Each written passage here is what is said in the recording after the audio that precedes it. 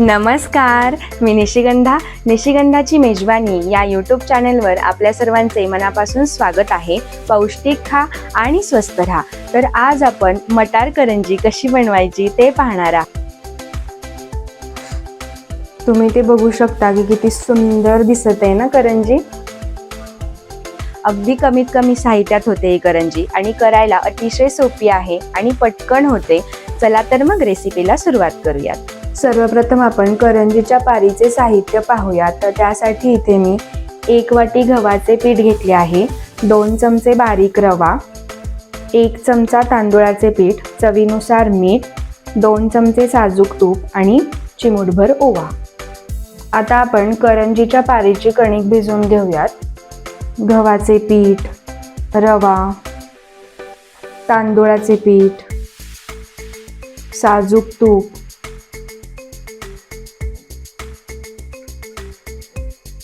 चवीनुसार मीठ आणि ओवा। आता हे सर्व मिश्रण एकजीव करून घेऊया, जेणेकरून तूप सगळीकडे लागेल। तुम्ही ते बघू शकता, छान अशी मोठ वळली जाते, म्हणजे तूप सगळीकडे छानपैकी लागलेले आहे। आता यामध्ये थोडे थोडे पाणी घालून घट्ट अशी कणिक भिजवून घेऊयात।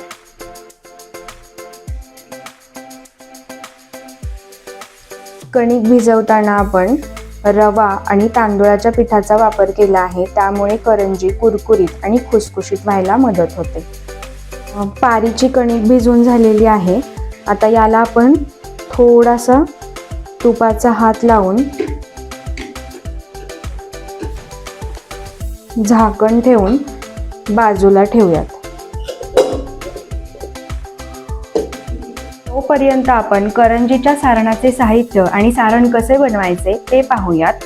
तर इथे मी अर्धा किलो मटारच्या शेंगा सोलून घेतलेल्या आहेत, 1 चमचा बेसन पीठ, 2 चमचे पोह्याचं पीठ, इथे मी पोहे हलकेसे भाजून ते मिक्सरमध्ये दळून घेतलेले आहेत, 2 चमचे साजूक तूप, 1 चमचा जिरे, 1 चमचा मोहरी, चिमूटभर हिंग, चवीनुसार मीठ आणि 1 चमचा गरम मसाला, 1 चमचा धणेपूड आणि 1 चमचा मिरची पूड।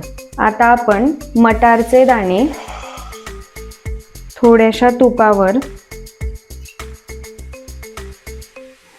छानपैकी भाजून घेऊयात।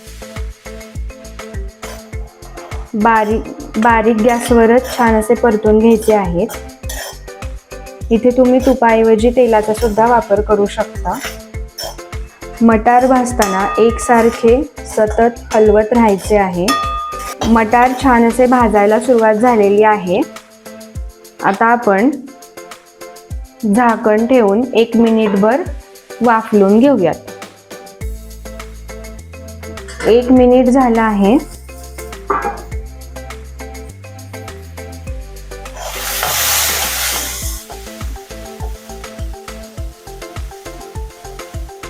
तुम्ही ते बघू शकता, मटारचे दाणे छान असे वाफळले गेले आहेत। आता आपण परत एकदा 1 ते 2 मिनिट छानपैकी वाफ काढून घेऊयात, जेणेकरून मटारचे दाणे ते एकदम सॉफ्ट होतील।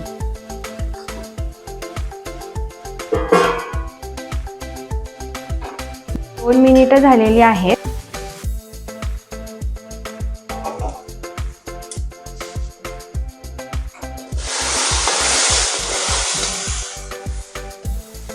तुम्ही ते बघू शकता, मटारचे दाणे एकदम छान असे सॉफ्ट झालेले आहेत। आता गॅस बंद करूयात आणि हे मटारचे दाणे डिशमध्ये बाजूला काढून घेऊयात। आता आपण हे मटारचे दाणे मॅशरने छान असे मॅश करून घेऊयात, किंवा तुम्ही मिक्सरमध्ये सुद्धा भरड काढून घेऊ शकता। आता आपण सारणाला फोडणी करून घेऊयात। तर त्यासाठी मी कढईमध्ये तूप घालून घेत आहे। तूप चांगले गरम झालेले आहे। आता यामध्ये आपण जिरे आणि मोहरी चांगली तडतडून घेऊयात।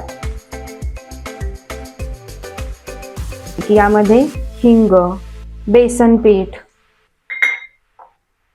पोह्याचे पीठ घालून एकसारखे भाजून घेऊयात. इथे आपण बेसन पिठाचा वापर केलेला आहे. बेसन पिठामुळे सारण खमंग लागते आणि पोह्याच्या पिठामुळे जो मटारमधील जो मॉइश्चर कंटेंट असतो तो पूर्णपणे निघून जातो. मिश्रण छानपैकी भाजून झालेले आहे. आता यामध्ये आपण मॅश करून घेतलेले मटार घालूयात आणि परत एकदा छान असे परतून घेऊयात. आता यामध्ये गरम मसाला, मिरची पूड आणि धने पूड आणि चवीनुसार मीठ घालून एकसारखे परतून घेऊयात, जेणेकरून सर्व मसाले जे आहेत ते व्यवस्थित मिक्सअप होतील.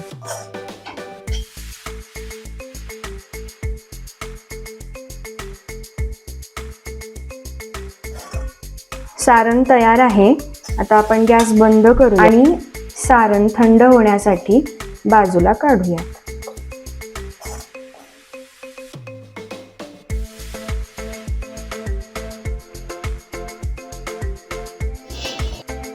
करंजा बनवायला घेऊयात.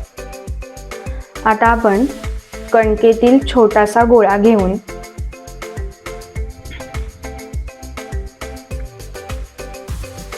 त्याची छान अशी पारी लाटून घेऊयात. पारी खूप जास्त जाडसरही ठेवायची नाही आणि खूप जास्त पातळही करायची नाही. ही पारी छान अशी लाटली जात आहे. आता आपण यामध्ये सारण भरून घेऊयात.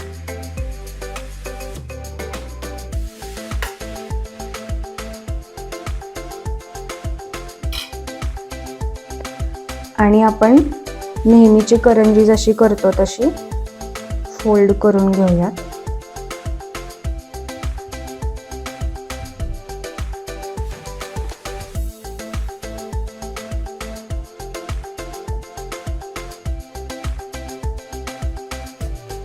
इथे मी करंजीची मुरड घालून घेत आहे. तुम्ही कटरने कट केले तरी देखील चालेल.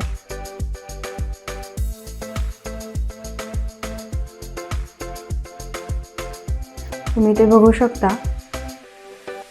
करंजी तयार आहे. अशाच पद्धतीने आपण उरलेल्या करंजा सुद्धा करून घेऊया. सर्व करंजा बनवून तयार आहेत. करंजा तळून घेऊया. तर त्यासाठी मी आधीच कढईत तेल गरम करण्यासाठी ठेवले होते. तेल गरम झालेले आहे. आता आपण करंजा तळून घेऊया.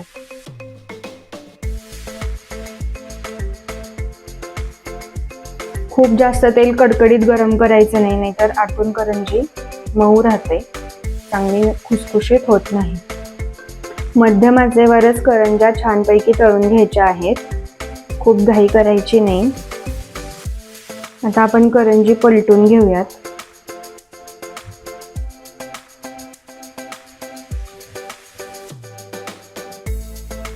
तुम्ही ते बघू शकता. करंजा छान अशा तळून झालेल्या आहेत. साधारण 2 ते 3 मिनिटं लागतात करंजी तळण्यासाठी. आता आपण त्या बाजूला काढून घेऊयात.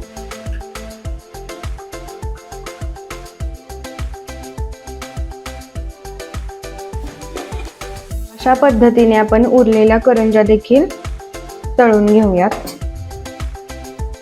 तर आपल्या मटारच्या करंजा बनवून तयार आहेत.